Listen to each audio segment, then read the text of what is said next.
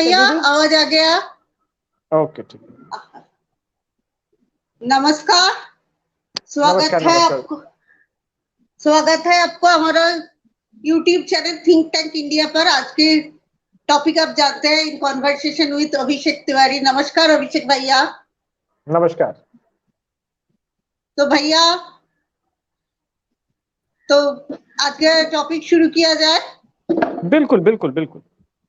तो भैया, आज तो हमारा मिक्स एंड मैच टॉपिक है। आप तो देख ही रहे हैं, यूक्रेन से युद्ध लगने के बाद यूक्रेन से सारे स्टूडेंट्स और सारे जो यूक्रेन वासी है वो तो वापस आ गया है। गवर्नमेंट तो ऑपरेशन बिल्कुल। गंगा 100% सक्सेसफुल रहा है। लेकिन हमारा अपोजिशन की इतना मिर्ची क्यों लग गए हैं?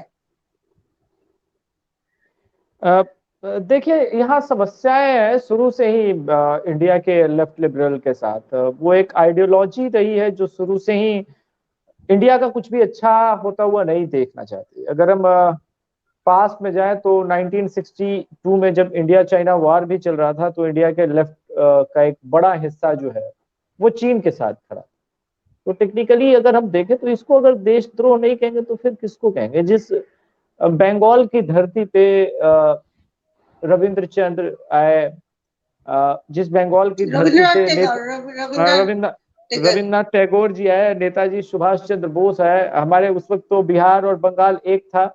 आज भी मुजफ्फरपुर में जो है वो खुदीराम बोस जी, जो कि 16 साल के आयु में अपना बलिदान दिए। तो बंगाल की धरती क्रांतिकारियों की धरती थी। पता नहीं कहां से ये सारी चीजें आ गई हैं। अब वो इंडिया में पूरे जेएनयू से लेके अब हर जगह वो फैल चुका है। वो एक थॉट प्रोसेस जो है कि इंडिया का कुछ अच्छा नहीं होता चाहिए।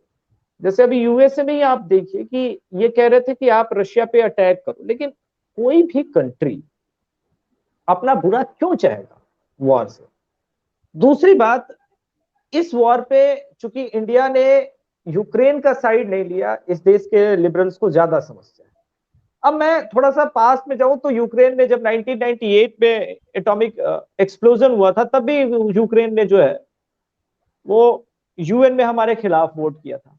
इंडिया और पाकिस्तान के बीच जब भी कश्मीर का इशू रहा, यूएन में गए तो वहां पे हमेशा अगेंस्ट में वोटिंग किया। तो हम अपने यूक्रेन के लिए हम अपना रिश्ता जो है वो रशिया से क्यों खराब करें? इस बात का जो है मुझे तो लॉजिकल आंसर पता नहीं है, वामपंथियों को ज्यादा पता होगा, क्योंकि देश का जहां भी अहित होगा उन्हें लगता है ये प्रॉफिट है मेरा। ये समस्या है उनके साथ।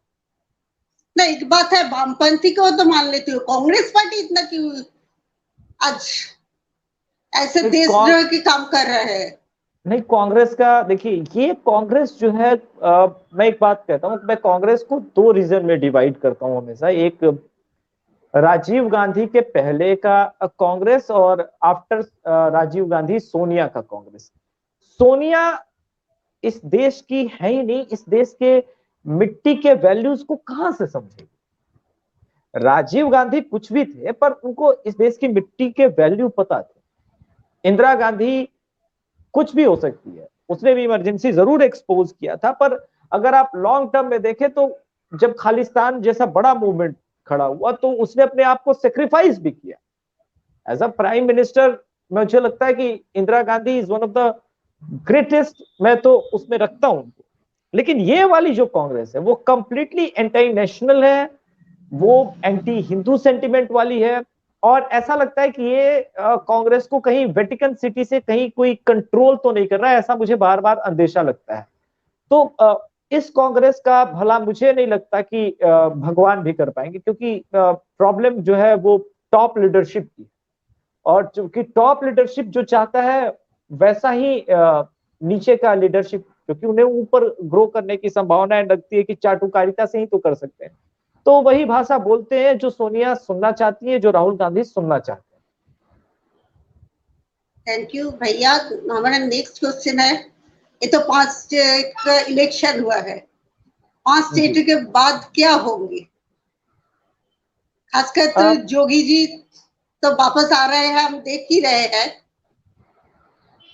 देखिए, ये इलेक्शन 5 राज्यों राज्यों के कई मायनों में बहुत महत्वपूर्ण है। पंजाब में आम आदमी पार्टी की सरकार ऐसा लग रहा है कि बनने जा रही है। और मैं बहुत दिन से कह रहा था कि हमें कुछ ऐसे लोगों से भी सीखना चाहिए जिनकी आइडियोलॉजी भले हमसे सेम ना हो, लेकिन किस प्रकार से मात्र 7 सालों के अंदर एक पैदा हुई नई पार्टी पंजाब में सत्ता तक पहुंच जाती है। उनके रूट्स गलत हो सकते हैं, उनके तौर तरीके गलत हो सकते हैं, ये बात और है। लेकिन जब धारा 370 हटाया गया तो पाकिस्तान के पास एक अहम सवाल था कि इंडिया को डीस्टेबलाइज हम कहां से करें। वो इंडिया में ऐसा कौन सा रीजन हो सकता है जिसको हम डीस्टेबलाइज करें। देखिए, वेस्ट बंगाल को लेकर के मैं लोग बहुत अलग तरह की विचारधारा रखते होंगे, लेकिन मेरा एक बात कहना है कि वेस्ट बंगाल में खास करके जो बंगाली हैं उनका रूट जो है वो बहुत मजबूत है। उसको डीस्टेबलाइज ममता बनर्जी भी कर नहीं सकती, क्योंकि जी जिसके जी खून सही जिसके फरमाया। खून में, ठीक है, रविंद्रनाथ टैगोर का खून हो, जिसके ब्लड में नेताजी सुभाष चंद्र बोस का खून हो, उसको डीस्टेबलाइज नहीं कर सकते। तो बंगाल इस रास्ते से हट गया। केरल को डीस्टेबलाइज किया भी तो इंडिया में एंट्री मिलनी बहुत मुश्किल है। और पाकिस्तान के लिए डीस्टेबलाइज करना इसलिए मुश्किल हो जाता है केरल, क्योंकि वो लास्ट में कहीं से पाकिस्तान का बॉर्डर नहीं लगता। तो इंडिया को डीस्टेबलाइज करने का जो बेस्ट पॉसिबल सिनेरियो था वो पंजाब था। और पंजाब में इसी वजह से आपने देखा होगा कि इन दिनों खालिस्तानी मूवमेंट शुरू हुए। हमारे प्राइम मिनिस्टर ऐसे हैं कि वो अपने फैसलों से पीछे नहीं हटते, लेकिन आईबी और बहुत सारी इनपुट्स थी। किसान आंदोलन को फिलहाल वापस लेने के लिए आपको लॉज वापस ले लेने चाहिए, इसमें कोई बुराई नहीं है, थोड़ा कभी कभी पीछे हटने में कोई इशू नहीं होता है। लॉन्ग टर्म में आप देखें कि अगर पंजाब अनस्टेबल हो जाता है तो भारत को बहुत सारी परेशानियां होगी। तो अब आम आदमी पार्टी की सरकार बन रही है जो कि खालिस्तान प्रो है। ये इंडिया के लिए एक डेंजरस सिचुएशन। अब दूसरी चीज पे आता हूं। उत्तर प्रदेश में चुनाव के रिजल्ट का मतलब यह है कि अब इस देश में हिंदुत्व पॉलिटिक्स, सेफ्रॉन पॉलिटिक्स, मैं एक बात क्लियरली कहूं कि मैं इस पॉलिटिक्स को गलत नहीं मानता। इस पॉलिटिक्स का अब उदय होगा। जैसे आपने देखा होगा कि बंगाल के इलेक्शन के टाइम में ममता बनर्जी जो है वो चंडी पाठ कर रही थी, काली पाठ कर रही थी। अच्छा लगा मुझे भी देख के। और अभी आपने देखा होगा कि वो काशी विश्वनाथ के मंदिर गई। वो अभी तो चेंज भी हो रहा है, क्योंकि बंगाल में हम तो देख रहे हैं मुस्लिम का अपीजमेंट ही ज्यादा होती है। नहीं, वो तो होगा अभी, क्योंकि बंगाल इलेक्शन नजदीक नहीं है ना। वो तो यूपी में गई थी तो भभूत वगैरह लगा लिया था, शिव जी के मंदिर में गई थी। तो देखिए, हिंदू को अपनी राजनीति करानी है, अपने इर्द गिर्द अगर पॉलिटिक्स कराना है तो आपको बहुत क्लियर स्टैंड लेना पड़ेगा वोटिंग के समय। और जो पार्टी आपको फेवर करे, आपके माँ बहन बेटियों की रक्षा करे, आपको लव जिहाद होने से रोके, एक्चुअली अगर ये कहें कि आदमी कमा खा सकता है, जी सकता है, अगर मेरा फैमिली सेफ रहेगा, परिवार सेफ रहेगा।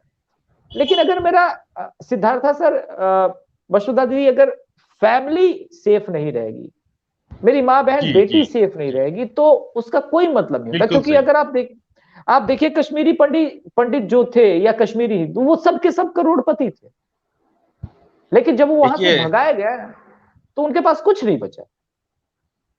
इंटरप्शन करता हूँ, sorry to interruption. Tiwari ji, Bengal के लोग तो इस बारे में अच्छे से मालूम है। जो 1946 में जो बंगाल में जब डिवीजन हुआ था, राइट हुआ था, माँ बहन के साथ कैसा हुआ था, ये तो मेरा पिछले पीढ़ी से सुनते आ रहा हूँ जी। क्या क्या हुआ था, क्या मैसाकर हुआ था, ग्रेट कैलकाटा किलिंग हुआ था, ईस्ट बंगाल में कैसा राइट हुआ था। अगर इसके बाद भी बंगाली नहीं जागे तो किसका गलत है, किसका गलती है? मुझे लगता है कि बंगाली काफी जग गए हैं। देखिए, इसको दो तरह से, मैं बंगाल के इलेक्शन के भी रिजल्ट को दो तरह से देखता हूँ। एक पार्टी जो 3 सीट पे थी, जिसका वोट शेयर 6, 8, 10% था, वो असेंबली इलेक्शन में 37% पहुंचता है और लोकसभा इलेक्शन में 40% पहुंचता है। अब इसको दो तरह से देखें। बीजेपी को मैं नहीं मानता कि वेस्ट बंगाल में मुस्लिम्स ने वोट किया था, यानी बंगाल किया ही नहीं, सोच लीजिए किया ही नहीं। एग्जैक्टली, लोग भी तो फील्ड में जाते हैं, देखते तो लोग से बात तो करके किया ही नहीं। एग्जैक्टली मैं वही 99% किया ही नहीं, तो आप 1% भी नहीं किया, 1% भी 1% भी नहीं। तो मैं वही आ रहा हूँ दीदी कि आप ये देखिए टेक्निकली कि टोटल हिंदू पॉपुलेशन का, हिंदू पॉपुलेशन 27% नहीं है बंगाल में, 73% है ओनली। उस 73% में से लगभग 60% वोट मिले, तब तो जाकर के बीजेपी को टोटल 47% वोट, 40% वोट मिला। यानी out of 73 Hindus, almost 60 Hindus voted for BJP in Lok Sabha and 55 almost voted for in assembly election. That's amazing. दूसरी चीज, आज ममता बनर्जी हो सकता है रिगिंग करके कुछ करके जीत जाए, लेकिन ये कब तक चलेगा? क्योंकि एक ना एक दिन लेफ्ट और जब कांग्रेस रिवाइव होगी, ऐसा नहीं हो सकता है कि मुस्लिम वोट जो है हमेशा ममता बनर्जी के साथ रहेगा। तो जिस दिन चांस मिलेगा, और एक बात और बोल रहा हूं, यहां से सिर्फ बीजेपी को 2% और वोट स्विंग अपनी तरफ चाहिए। 2% वोट स्विंग अगर बीजेपी की तरफ हो जाएगा, BJP will form government like Assam, और उसके बाद देखेंगे। सेकंड, आप पूछ रही थी योगी का लेकर के, उसको मैं आता हूं कि एडमिनिस्ट्रेशन और सुशासन, ये दो टर्म जो मैं कहता हूं, यूपी के लोगों ने पहली बार इतना डेमोक्रेसी में खुल के सांस लिया, वहां पे क्राइम कम हुआ, माँ बहन बेटी सेफ हो गई, राशन मिला। एंड बिल्कुल सही, टू बी वेरी ऑनेस्ट, मेरे नजर में मेरी जितनी एज है, तजुर्बा है, मुझे लगता है मैंने पिछले 20-25 सालों में ऐसा चीफ मिनिस्टर पूरे इंडिया में नहीं देखा, इंक्लूडिंग नरेंद्र मोदी जी भी जो है गुजरात में इस प्रकार से शासन नहीं करते थे जिस प्रकार से योगी जी का शासन चलता है जी। अमेजिंग। एक कॉम्प्लिकेटेड स्टेट था, लॉ एंड ऑर्डर के बारे में बहुत कॉम्प्लिकेटेड स्टेट था। योगी जी के बारे में जो बात कर रहे हो, और एक चीफ मिनिस्टर हमारे स्टेट में देश में हेमंत बिस्वा शर्मा, वो भी तो योगी जी के एडवांस फेज हम कह सकते हैं क्या? नहीं, बिल्कुल। देखिए, अभी तो हमारे बिहार में एक यूथ जो है वो हंस के मजाक में कहते हैं कि नेक्स्ट टर्म में home minister should be Himanta Biswa Sarma and prime minister should be Yogi Adityanath in 2029। So देखिए, in Bihar specially figure of Himanta Biswa Sarma is like king. Why? क्योंकि बिहार एक पॉलिटिकल क्राइसिस के दौर से गुजर रहा है, और बिहार में हमेशा जो बाहर में कुछ अच्छे लीडर्स होते हैं, तो वी फील लाइक हमारे पास स्टेट में एक हेमंता बिस्वा शर्मा दादा जैसा कोई लीडर क्यों नहीं आ जाता। In Bengal you guys are lucky now कि आपके पास अधिकारी फैमिली आई है, और वो झलक जो है वो धीरे धीरे दिखने लगी है बंगाल में। एंड लेटर ऑन मुझे लगता है कि Shubhendu Adhikari will take control in BJP, और वो बंगाल को एक अच्छा एडमिनिस्ट्रेशन फ्यूचर में देंगे, वो सीएम जरूर बनेंगे बंगाल से, मुझे ऐसा लगता है। मेरे और एक क्वेश्चन ये है, ये जो अपकमिंग इलेक्शन हो रहा है गोवा में, तो मुझे नहीं लगता कि टीएमसी बड़ा कुछ कर पाएंगे, लगता तो नहीं है। अगर पंजाब में आपका गवर्नमेंट बन जाए तो क्या वो जो हम जो रैबिट और टॉर्टोइज का रेस के बारे में सुने थे, तो अरविंद केजरीवाल की रेस में ममता बनर्जी के पीछे छोड़ रहे हैं नेशनल लीडर में, ऑपोजिशन पॉलिटिक्स में। नहीं, डेफिनेटली। देखिए, मैंने बहुत पहले ये 2015 में ये बात बोल दी थी कि अरविंद केजरीवाल पूरे अपोजिशन का वोट जो है अपनी तरफ एक बार लेने में कामयाब हो जाएंगे। देखिए, उत्तराखंड में भी अरविंद केजरीवाल को इस बार अच्छा वोट मिला है, गोवा में भी तृणमूल कांग्रेस से कहीं बेटर परफॉर्मेंस है Arvind Kejriwal. Next very soon will see Himachal, और उसके बाद आप देखेंगे कि very soon Arvind Kejriwal will come in West Bengal also. वो ऐसा नहीं है कि दीदी को अपना लीडर मानेंगे। Arvind Kejriwal is very opportunist और वेरी एम्बिशियस, और उनका सपना है अरविंद केजरीवाल का कि देश का प्राइम मिनिस्टर तो बनना है। और एक बात है, अच्छा सिद्धार्थ का कोई क्वेश्चन है कर लीजिए, उसके बाद मेरा मैं एक सवाल पूछना चाहता हूँ। अगर इस बार यूपी में बीजेपी का गवर्नमेंट फॉर्म हुआ, इसका असर वेस्ट बंगाल में क्या पड़ने वाला? देखिए, वेस्ट बंगाल उत्तर प्रदेश के इस रिजल्ट से डायरेक्टली लिंक्ड है। मैं West Bengal during elections cover कर रहा था। झारग्राम गया था, दक्षिण परगना 24 गया था, उत्तर 24 परगना में गया था। उसके अलावा जो है मैं बहुत चाइन मंडल लोगों से मिला था, जो वहां के आपके दलित होते हैं, वो चाइन मंडल जिसे आप फिर उसके बाद राजवंशी समुदाय के लोगों से मिला था बंगाल में जब गया था। नंदीग्राम गया था, in one word civil tribe. हाँ, नंदीग्राम में भी जब मैं गया था। इसके अलावा देखिए, इनको होप बीजेपी से बहुत ज्यादा है। खास करके देखिए, मैं आपके वेस्ट बंगाल का पता नहीं आपके बंगाल के दर्शक कितना जानते होंगे।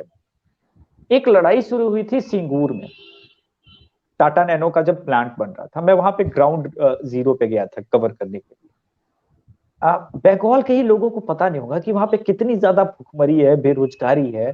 वहां के लोगों की हालत बहुत खराब है।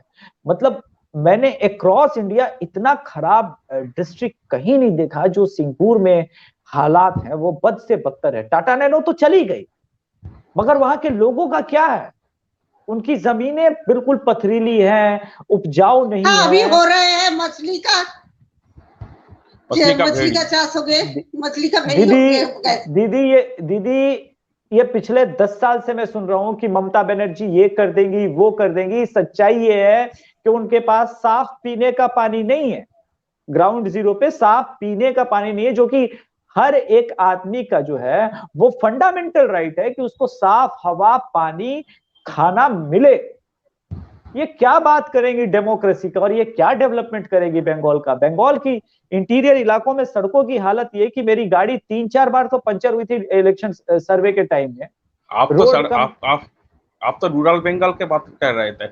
हमारा लोकल रोड भी उससे भी ज्यादा खराब है। हम प्रॉपर कलकत्ता में रहते हैं एकदम। हमारा लोकल रोड उससे भी ज्यादा खराब है, उससे भी ज्यादा। नहीं तो क्या बोलूं, शर्म आता है भैया, शर्म आता है, बहुत शर्म आता है। जब मैं आया था, मैं ये बोल रहा था सिद्धार्था कि जब मैं आ रहा था ना उधर से, तो मोदी जी की रैली में जितनी भीड़ होती थी उससे ज्यादा भीड़ होती थी योगी जी की रैली में वेस्ट बंगाल में। And that is why Mamata Banerjee को ये एहसास हो गया था कि मोदी को तो रैली करने से नहीं रोक सकते, लेट्स ट्राई की how to stop Yogi Adityanath. क्योंकि योगी आदित्यनाथ जी की अगर 10 रैली और यूपी इस बार बंगाल में हो जाता था तो रिजल्ट जो है कुछ भी हो सकता था। डोंट फॉरगेट के 3 सीट से 77 सीट पे बीजेपी पहुंची, लेकिन बीजेपी 75 सीट्स ऐसे लूज की है बंगाल में जिसका वोट का मार्जिन जो है 1000 से ओनली 15,000 था। ये बहुत बड़ा मार्जिन नहीं है। 15,000 वोट का मार्जिन एक कंस्टिट्यूंसी में कम करना कोई बहुत बड़ी बात नहीं है। हो सकता है नेक्स्ट टाइम ही ये कम हो जाए। और पोस्ट पोल वायलेंस तो है ही ममता बनर्जी के साथ। दूसरी बात, आप पोस्ट पोल वायलेंस के तो बात जब कर रहे हैं, मैं बोल रही हूँ और जो पोस्ट पोल 5 स्टेट में जो इलेक्शन हुआ, कोई भी जहां बीजेपी क्षमता में नहीं है वहां भी कोई वायलेंस नहीं हुआ। लेकिन इधर सिविक फॉल्स में भी वोट डालने के दिन वायलेंस हो गया। इसको आप क्या कह रहे हैं? बहुत ज्यादा वायलेंस हुआ इसके वजह। मैं तो देखिए, सबसे पहले बार टीएमसी को पार्टी मानता ही नहीं। तृणमूल कांग्रेस तो पार्टी ऑफ नहीं है, ये तो गैंग्स है ना। ये तो गैंग्स ऑफ गूंस है, ये पार्टी नहीं है। देखिए, आइडियोलॉजी ये होती है कि अगर सिद्धार्था और मेरे बीच आइडियोलॉजिकल डिफरेंस है तो विल डिबेट। बंगाल का कल्चर क्या था बिफोर ममता बनर्जी? लेफ्ट भी इतने बुरे नहीं थे जितनी बुरी ये है। लेफ्ट में भी वायलेंस होता था, लेकिन वो सिर्फ पार्टी तक, लेकिन वो पार्टी के कैडर तक होता था कि चलो कांग्रेस वाले को पीट देंगे, लेकिन कॉमन पीपल को नहीं मारते थे। नहीं, आम आदमी अफेक्टेड नहीं होता था। एग्जैक्टली इस बार साउथ परगना का एक घटना आपको बताता हूं। हो सकता है आप लोग बंगाल से और बंगाल के लोगों को भी मालूम नहीं हो। एक दर्दनाक किस्सा है। एक राजवंशी समुदाय की बेटी को ये लोग रात को 8 बजे उठा के लेके गए, रेप किया, सुबह 8 बजे दरवाजे पे फेंक गया। आप सोचिएगा कि पुलिस कंप्लेन होगा, कोई कार्रवाई होगा, but story is not ending over here. यहाँ पे खत्म नहीं हो रही इधर तो है। एक बात है जो उसके बाद मुस्लिम जो मैं नहीं दीदी, कंप्लीट इंटरप्ट करने कर रही दीजिए। हूँ। हाँ, बोल लीजिए फिर मैं एक बात बताऊं। हाँ, उसके बाद कहानी यहाँ खत्म नहीं होती दीदी। उसके बाद वो लोग रात को, अगली रात को फिर 8 बजे आते हैं, उसकी पत्नी को खींच के लेके जाते हैं, उसकी बेटी को जिसका रेप किया था रात भर और सुबह में फेंके गए थे, फिर लेके जाते हैं और फिर रेप करके फिर दरवाजे पे छोड़ के जाते हैं। Why? Because he is voted for BJP. ये लॉ एंड ऑर्डर का प्रॉब्लम नहीं है दीदी, ये प्रॉब्लम ही नहीं है। ये प्रॉब्लम है कि मुख्यमंत्री, chief minister herself want to, she ordered क्योंकि गो एंड जेनोसाइड। ऐसा लेफ्ट नहीं होता था। तो बंगाल में इस वक्त अलग क्राइसिस चल रहा है, और मैंने बोला कि उत्तर प्रदेश से इसका डायरेक्ट इफेक्ट इसीलिए होगा सिद्धार्था दीदी, क्योंकि जीतने के बाद जो मनोबल टूटा हुआ था बीजेपी के कैडर का बंगाल में, अब वो उठेगा। देखिए, आपके पास कोई चॉइस नहीं है, आपको लड़ना ही पड़ेगा, और कोई चॉइस ही नहीं है बंगाल के लोगों के पास। जी। अच्छा, एक बात बोल रही हूँ, इधर कोई मुस्लिम अगर सरकार के खिलाफ कुछ बोले, जैसे एक अनीस खान का देखा जो एक आलिया यूनिवर्सिटी का ब्राइट स्टूडेंट था, उसको पुलिस जाके बोल रहे हैं छत से फेंक कर मार दिया गया। और अगर पहले ही बोल रहे हैं किसी भी अगर ना हो तो फॉरेंसिक रिपोर्ट के पहले ही पुलिस बोल रहे हैं नहीं, वो तो पाइप से फिसल कर पड़ गए। एक इसको आप क्या बोलेंगे? तो मुस्लिम जो इतना वोट डालते हैं, मुस्लिम क्या खुद सेफ है?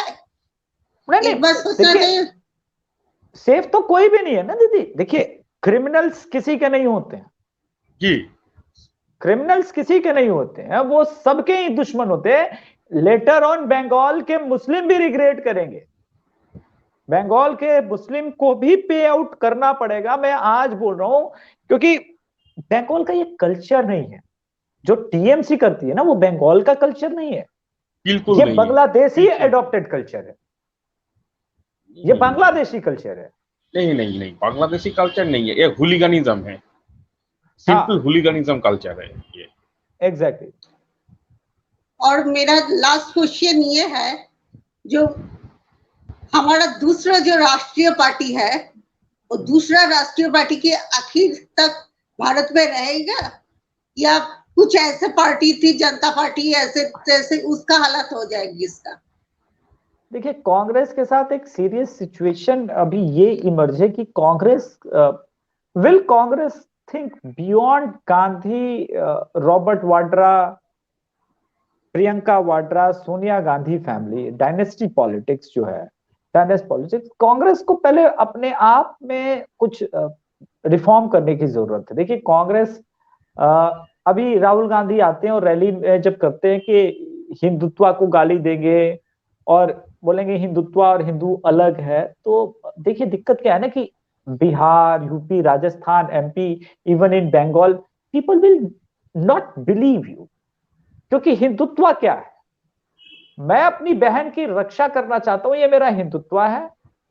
मेरी आस्था किसी मूर्ति पूजा में है, साकार रूप में हो या फिर आकार रूप में, किसी भी रूप में या निरंकार रूप में, वो मेरी आस्था है, वो मेरा हिंदू रिलीजन है। और रक्षा करना किसी का, वही तो हिंदुत्व है, उसको आप अलग नहीं कर सकते। ऊपर से हिंदुत्व को बोल के आप टेररिस्ट बोलेंगे तो पीपल विल, आपको वो वोट नहीं करेंगे। आप देखिए, लड़की हूं लड़ सकती हूं, एक अच्छा स्लोगन था यूपी में, बट आप देखिए उत्तर प्रदेश की औरतों ने खुद उनको वोट नहीं किया। 3% वोट शेयर के आसपास मिलने जा रहा है यूपी में। तो कांग्रेस की क्राइसिस अपनी ज्यादा है, वो उनको समझना पड़ेगा कि इस देश में आप हिंदुओं को आतंकवादी, हिंदुओं को गाली दे करके सरवाइव अब नहीं कर सकते हैं। देश का पॉलिटिक्स पूरी तरह से बदल चुका है। इससे रिलेटेड ही एक मेरा आखिरी क्वेश्चन है, ये जो हिजाब को लेकर इतना बवाल हुआ है, तो क्या कांग्रेस नहीं समझते कि हिजाब को तो सिर्फ स्कूल या कॉलेज में ही बैन किया गए थे? इससे कांग्रेस का इतना क्यों परेशान हुआ? क्योंकि कांग्रेस का जो सारे लीडर्स है वो तो सब कॉन्वेंट्स के होकर आते हैं, राहुल गांधी, ये सारे और फिर क्या सारे लोग क्या स्कूल और कॉलेज में हिजाब पहन के जाते थे जो मुस्लिम स्टूडेंट्स थे? देखिए दीदी, इसको समझना बहुत सिंपल है। जब हम और आप भी स्कूल में थे तो ड्रेस कोड ही होता था, और स्कूल में ड्रेस कोड होना चाहिए, क्योंकि ये इक्वलिटी बताता है। गरीब, अमीर, दलित, पिछड़ा, शोषित सब एक ड्रेस में। कोई अमीर नहीं है। किसी बच्चे के अंदर ये फीलिंग नहीं आनी चाहिए कि ये मेरा रिलीजन है, मेरा ये। वो आप घर में प्रैक्टिस करते हैं। मैं इसीलिए बोलता हूँ, देखिए कांग्रेस के साथ जो ये प्रॉब्लम है ना, वो अलग लेवल की प्रॉब्लम है। हिजाब कंट्रोवर्सी को जन्म इसलिए नहीं दिया गया था। हिजाब कंट्रोवर्सी को सिर्फ इसलिए बढ़ाया गया था ताकि यूपी इलेक्शन में सेकेंड फेज में महिलाएं बुरके में जब जाएंगी वोट करने तो उन्हें कोई चेक नहीं करेगा, और उनका वोटिंग परसेंटेज, जो महिलाएं छूट जाती हैं वो 2 बार 3 बार वोट करके जाएंगी बुरके में, तो वो एक कंसर्न था उनका। और दूसरा, कर्नाटक पे आता हूं। कर्नाटक में पीएफआई जिस प्रकार से स्ट्रांग होती जा रही है, और उसको बैकअप कौन देते हैं? यही कांग्रेस जैसे पार्टी। देखिए क्या है ना कि बंगाल से ही बड़े स्वयंसेवक थे, उन्होंने कहा था कि एक दिन कांग्रेस मुस्लिम लीग बन जाएगी। और अब कांग्रेस मुस्लिम लीग, आप ये देखिए ना, कांग्रेस ने वेस्ट बंगाल में किसके साथ टाई अप करके इलेक्शन लड़ा? आईएसएफ के साथ टाई अप किया। अब बताइए, फुरफुरा शरीफ का जो आईएसएफ है, अगर वो सेकुलर है तो भाई आप सेकुलरिज्म की परिभाषा बदल दीजिए, डेफिनेशन बदल दीजिए ना। वो सेकुलर, कोई कह सकता है कि आईएसएफ सेकुलर पार्टी है? असम में देखिए, कोई नहीं के असम में देखिए बदरुद्दीन के साथ उन्होंने गठबंधन किया। केरल में तो उन्होंने मुस्लिम लीग के साथ गठबंधन किया। तो इनकी आइडियोलॉजी ही बदल चुकी है। ये बन चुके हैं मुस्लिम लीग, अब इनको कोई नहीं बचा सकता। और एक बात, एकदम आखिरी बात, राहुल गांधी क्या एज अ मैच्योर पॉलिटिशियन कभी बन पाएंगे?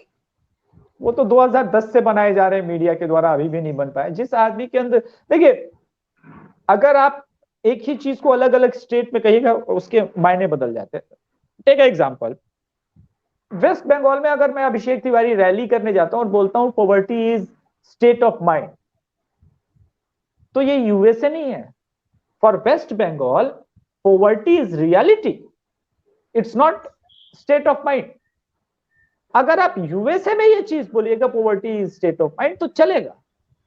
बिहार में, बंगाल में, राजस्थान में ये नहीं चलेगा। वहां पे पॉवर्टी है, उस पॉवर्टी को खत्म करने का आप सॉल्यूशन बताए। तो राहुल गांधी की मैच्योरिटी तो मुझे नहीं लगता कि आ पाएगी। अब देखते हैं 20-30 सालों बाद क्या होता है। तो बुरा बन जाएगा तब तक, उसका पोते आ जाएगा, आ जाएगा। आज का बातचीत इतनी तक ही थी। इलेक्शन के बाद तो अभिषेक भैया से फिर से इलेक्शन रिजल्ट्स के लेकर एनालिसिस तो जरूर होंगे। उससे पहले हम बोल रहे हैं कि हमारा चैनल थिंक टैंक इंडिया को सब्सक्राइब कीजिए, लाइक कीजिए, नोटिफिकेशन बटन दबाइए। अभिषेक भैया के चैनल को जैसे सब्सक्राइब किया, अभिषेक भैया भी एक बार बोल दे तो अच्छा हो, हमारे चैनल थिंक टैंक इंडिया को सब्सक्राइब। मैं एक बात बोलूंगा आप लोग के लिए। देखिए, बंगाल में रह के एक राइट विंग चैनल स्टार्ट करना और हिंदू के हित के लिए बात करना अपने आप में बहुत बड़ी बात है। आपके चैनल को तो सब्सक्राइब ही नहीं करना चाहिए, आपके चैनल को तो लोगों को प्रमोट करना चाहिए, व्हाट्सएप ग्रुप में शेयर करना चाहिए। मुझे लगता है कि आप लोग बहुत अच्छा कार्य कर रहे हैं, और मुझे मेरी तरफ से जितना सपोर्ट हो सकेगा। दीदी, आपने पहली बार ही व्हाट्सएप किया और मैंने तुरंत जवाब दे करके बोला कि नहीं, मैं डेफिनेटली आपको, इसके लिए आपका बहुत शुक्रिया। बंगाल को लेकर तिवारी जी, मैं एक बात कहना चाहता हूँ। मॉडर्न जो हिंदुइज्म है ना, हिंदू नेशनलिज्म, उसका शुरुआत, उसका बात हुआ बंगाल में। किसके हाथ में? ऋषि बंकिम चंद्र चट्टोपाध्याय के हाथ में, आनंदमठ नोबेल में। उसके वहीं से तो वंदे मातरम का नारा निकला, वहीं से तो वंदे मातरम का गीत निकला। यही, लेकिन उसने जो हिंदुइज्म का जो डेफिनेशन दिया, वो ज्यादातर लोग समझता ही नहीं। इंटेलेक्चुअल लोग भी वो नहीं समझते, उल्टे किस्म का एक इंटरप्रिटेशन निकलता है। बहुत बड़ा फिलोसोफर था उन्होंने। दिक्कत क्या है कि जो लोग रविंद्र संगीत सुन के भी अगर बचपना करेंगे तो फिर उनको कौन जगा सकता है? रविंद्र संगीत तो हर लोग सुनते हैं, तो क्या उसको सनातन लेकिन धर्म वो से तो मिस्टिक गाना है, वो तो ज्यादा तक मिस्टिक है ना। रविंद्र संगीत तो मिस्टिक गाना है, फिलोसॉफिकल गाना है। एग्जैक्टली लेकिन क्या उसको इंडियन स्पिरिचुअलिटी और सनातन धर्म की स्पिरिचुअलिटी से रविंद्र संगीत को अलग कर सकते हैं? नहीं नहीं, नहीं कर एकदम सकते। ही कोई नहीं। कभी नहीं सकता। उपनिषद का बेस्ट है। एग्जैक्टली इसीलिए मैंने कहा कि एग्जैक्टली उनसे बड़ा नेशनलिस्ट कौन होगा। एग्जैक्टली नजरुल इस्लाम, काजी नजरुल इस्लाम भी एक हिंदू फिलोसोफर थे। हो सकता है उन्होंने हिंदुइज्म के साथ मुस्लिम कम्युनिटी का तो कोई विरोध नहीं है। कोई हम विरोध। सब लोग एक है, हम सब लोग एक है। बिल्कुल बिल्कुल देखिए ये बात मैं एक बात कहता हूं कि ये बात बंगाल के मुसलमानों को भी अगले 5 साल में समझ में आ जाएगी, जब उनके पास आ जाना दो चीजें चाहिए। नहीं होंगी। एजुकेशन नहीं होगा ना उनके पास, और खाने को खाना नहीं होगा, बिकॉज अभिषेक बनर्जी सब लूट के लेके चला जाएगा। देखिए, उनका तो वोट बैंक के तरफ, उन लोगों को तो वोट बैंक के तरफ यूज कर रहे हैं। They are using like a vote bank. Exactly Muslims are being used like a vote bank by political parties, various political parties. वो इसे Muslims have to be देखिए aware. Muslims have to be aware about that. देखिए क्या है ना कि Muslim community के जो मौलाना है ना, उनको पैसे पहुंच जाते हैं, वो जिसको मर्जी उसको वोट करवाते हैं। अब वेस्ट बंगाल का मुस्लिम सिर्फ एक वोट बैंक बन के रह गया है। मुझे नहीं लगता कि उनके डेवलपमेंट के बारे में ये पिछले क्यों 20 होगा सालों भैया? से किसी ने सोचा। ये क्यों होगा? अच्छा, एक बात इस बारे में बोलना चाहिए, मैं बोल रही हूँ, इस वजह से क्या आपको लगता है कि यूनिफॉर्म सिविल कोड जरूर आना चाहिए? हाँ, तो श्यामा प्रसाद मुखर्जी का कोड, मुस्लिम का एम्पावरमेंट के लिए ही बहुत अच्छे होंगे ये, सबके लिए अच्छे होंगे। वो सबके लिए। देखिए क्या है यूनिवर्सल सिविल कोड, जो सिद्धार्थ दा के लिए, जो वसुधा दीदी के लिए। हाँ, मैं वही बोलता हूँ, यूनिफॉर्म सिविल कोड क्या है। मैं बोलता हूँ कि जो लॉ अभिषेक के लिए हो, वही वसुधा दीदी के लिए हो, वही किसी मोहम्मद अनवर के लिए हो, वही सिद्धार्थ दा के लिए हो, same law. We are not asking कि हम हिंदू हैं तो हमें ज्यादा बेनिफिट चाहिए। हम कहते हैं जो हमें है वही मुसलमानों को, और जो मुसलमानों को है वही हमें चाहिए, वही क्रिश्चियनों को चाहिए। ठीक है, आज के लिए इतना ही। थैंक यू इलेक्शन के बाद तो एक दिन, थैंक यू दादा, नमस्कार। हाँ, एक इलेक्शन के बाद तो जरूर इलेक्शन एनालिसिस में आपका स्वागत होंगे। नमस्कार। नमस्कार। हमारे सभी दर्शकों का भी नमस्कार। फिर एक बार बोलती हूँ, हमारे चैनल को सब्सक्राइब कीजिए। नमस्कार।